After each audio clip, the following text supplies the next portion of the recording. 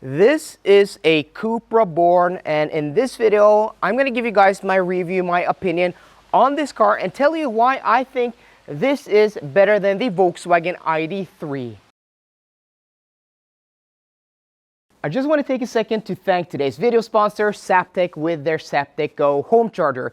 The Zaptec Go is a cool, small, and stylish home charger that can charge up to 11 kilowatts on AC charging. And you can actually order it in a whole bunch of different colors, and you can actually also change the color of the cover after you've had one, so which is pretty cool. So say you mount one on your wall and then you paint your house, you want one in a different color, you can just go to their website and you can order a different color of the cover. So go to the description box down below, you'll find a link to a retailer in your country, and if you live in Norway, you can use the discount code SAPRIFA for a 10% discount on your purchase. If you just clicked on this video because you were wondering what the heck is a Cupra and a Cupra Born, I don't think you are alone, and if you did, hello, welcome to the channel. Thank you so much for clicking on this video, and please give me a thumbs up down below. It really does help out the video a lot. So Cupra and Cupra Born. Cupra is a manufacturer, Born is the model, and this is basically a Volkswagen ID.3 underneath. It's built on that same MEB platform. This has the same 58 kilowatt hour battery pack as you'll get in the ID.3 58 or Pro Limited, whatever they're calling it now. I mean, this has so many different names in the past 2 years, but it's the same as the ID.3 58 kilowatt hour battery pack version. And this is the entry model of that, Born lineup. So Cupra was basically a performance badge of the manufacturer Seat, which is also another Volkswagen Group manufacturer. So I remember growing up in the 1990s, we had the Seat Leon Cupra. So Leon being the model, Cupra being, the trim, and the Cupra R. So these were basically Seat versions of the Audi S3, 1.8 liter turbo motor, four-wheel drive. They were really hot hatches. So what Volkswagen Group has done with the Cupra brand, they have separated it from Seat. I don't think we get Seat Cupras anymore because we only have the Cupra brand. So these are like performance versions of, like hot versions of Volkswagens, which is pretty cool. The Cupra Born is basically a Volkswagen ID.3 underneath, so it's no surprise that it has almost identical dimensions and exterior proportions to that car. It is 4.3 meters long, a little more than 1.8 meters wide, and has a wheelbase of 2.766 meters. So it's a little bit bigger than a Volkswagen Golf 8, just like the Volkswagen ID.3. But I think the Cupra Born has its own unique styling when it comes to the exterior. So the front end is unique, and also the rear end. It also has side skirts that the ID.3 doesn't have, and also unique wheels to the Cupra Born. Looking at the front, it is much more aggressive than the ID.3, with that lettering of Cupra between the headlights, making it look quite aggressive. And then the rear end looks kind of like it does on the Cupra Formentor, its bigger cousin, the SUV in the Cupra lineup. So overall, it wears, its Cupra identity pretty well and looks much more aggressive and sporty than the Volkswagen ID.3. If you think the exterior looks different to the ID.3, wait till you step into the interior, because this feels like a completely different place. Though the layout is quite similar, materials and just the design is very different to the ID.3. So starting off with this steering wheel, looks and feels much more sporty than what you would find in an ID.3 with the Cupra badge there, and this cool carbon fiber looking pattern on the plastic on the airbag cover. Center console is very different. So instead of that cheap plastic bit you got in the ID.3, you have this beautiful center console with a lid over it, and bronze details, and covered in this wetsuit fabric type of material. It is pretty nice. Also, the armrest is different. You have a large storage bin below there, and that is covered in like Dinamica fabric, which is kind of similar to Alcantara. Then you have the dashboard. Again, you have this wetsuit material which is stitched on the dashboard with accents out of bronze. It just looks and feels much more premium than the ID.3. This screen, 12.1 inches, we're going to get back to in the tech part of this video, but switchgear is typical Volkswagen, nice quality and nicely weighted. So the overall, design of this cabin, much more pleasing to the eye and to the touch than the boring and cheap feeling ID.3 interior.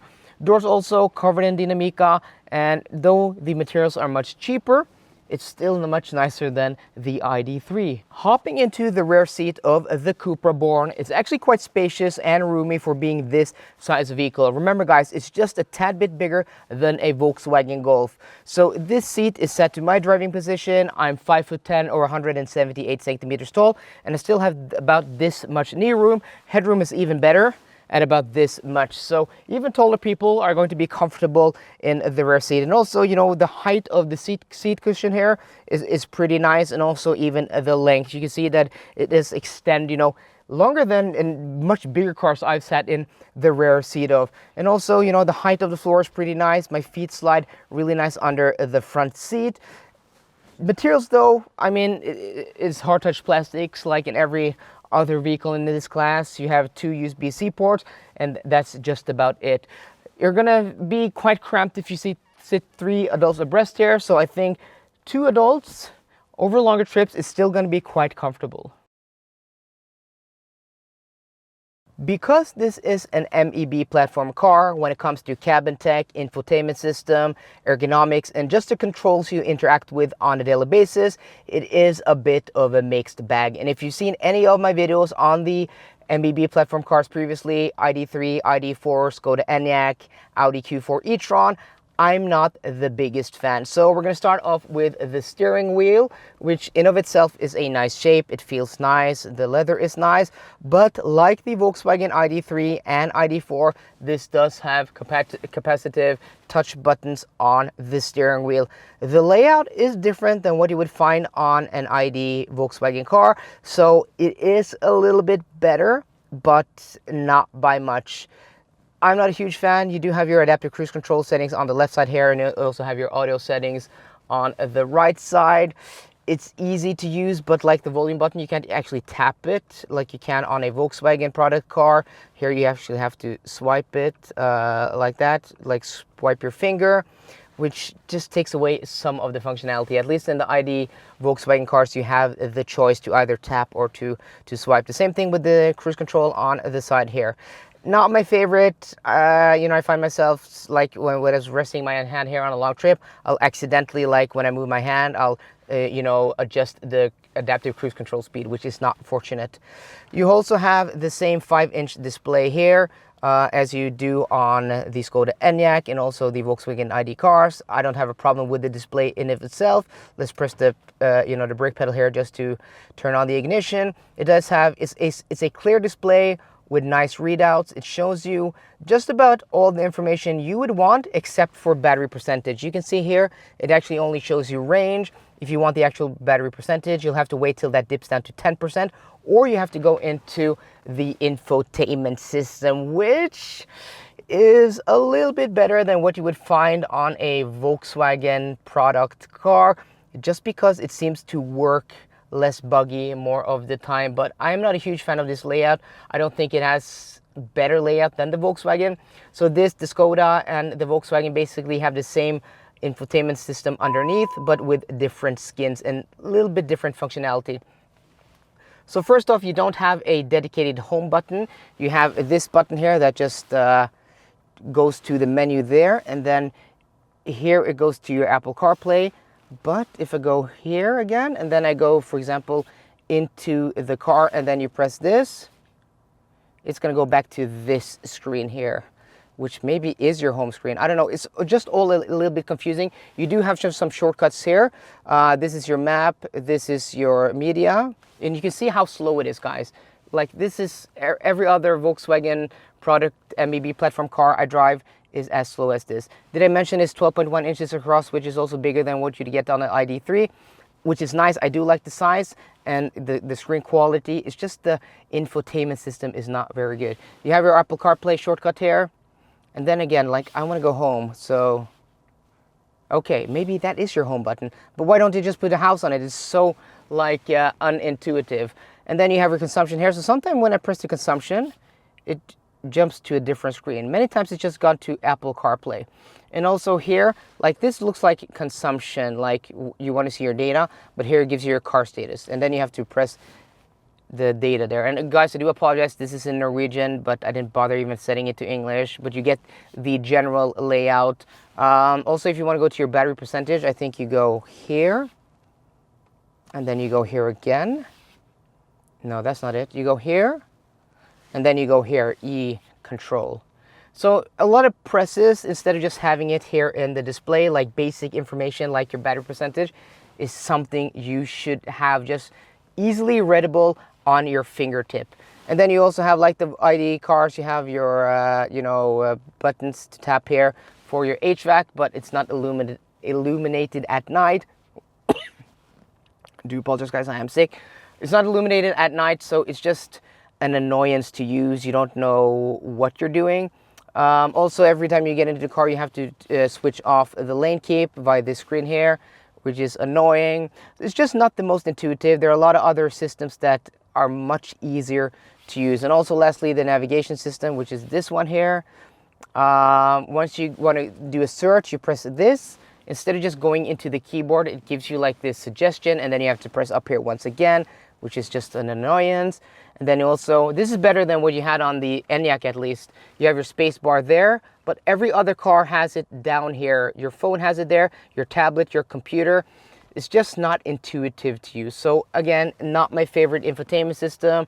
It works, you know, most of the time I'm just gonna use Apple CarPlay because that like is so much easier and simpler to use. And here, like, just to show you guys the keyboard, that's what a keyboard should look like with your space bar down there at the bottom of the screen.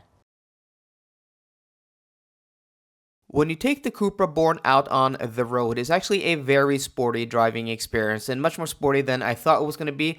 It's stiffer and sportier than the Volkswagen ID.3, especially this car on sport suspension. It was even lower, but it's by no means uncomfortable, but the ride can get a little bit stiff and choppy over broken pavement. This was the 58, so single electric motor, 204 horsepower.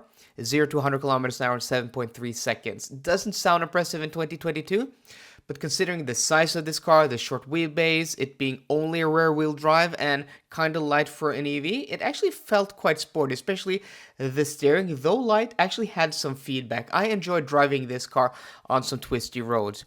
You can bump up to the e-boost version, giving you 231 horsepower for a maximum of 30 seconds, and that does 0 to 100 kilometers an hour in 6.6 seconds. If you go for the 77 version with the e-boost, that time drops down to 7 seconds. So overall, it's a quiet, comfortable car. The seats are comfortable, steering is nice, but it is much more sporty than the ID.3. And if you like that, well, this is an obvious choice for you. When I was doing some research before I started to film this review, I was looking up the Volkswagen ID.3 because remember, I drove that car several times last year, and even though it has, faults in its infotainment system and the controls, which I don't really like in that car, it's a very good car. It's cheap and simple transportation. You can get into an electric car from Volkswagen with decent range, a car that drove good for less than 30,000 euros. I think it started at 270 something thousand kroners here, 27,000 euros to get like 350 kilometers of WLTP rated range. I mean, that is pretty darn good. But when I looked at Volkswagen's webpage today, no more 48 kilowatt hour version, only the 58 and the Pro, the 77 kilowatt hour version. So that car now starts here in Norway at 389,000 kroner. So if you work at Volkswagen or you know something about pricing, let me know down below what happened to that cheap version, because it now being 10,000 euros, 100,000 kroners more expensive to just get into an ID.3. Yeah, it really changes up, the dynamic here, because this car here now starts at 342,000 kroners, which, I mean, it's a no-brainer. If you want a cheap and simple, electric car that's nice on the inside, that's good to drive, you can carry 4 people with comfort, with some luggage, this is your car. But I don't think going up to the 77 kilowatt hour version makes a lot of sense, because that car spec'd out is gonna cost like almost 50,000 euros. And for that, you can get a Polestar 2 long range, dual motor with almost the same range, 4-wheel drive, a heck of a lot more power. That thing does 0 to 100 kilometers an hour in like 4.7 seconds. And it's gonna be a much, nicer car to drive, gonna be much more premium and more spacious with much more trunk room. So, this entry-level version, this 58 version seems to be the sweet spot, maybe even going into that boost version, which is 1,000 euros more. So I really do like this car. Despite its faults, it is pretty darn cool. So guys, I hope you enjoyed today's video. If you did, please drop me a thumbs up down below. And for more car content, as always, please subscribe. See you guys today and goodbye.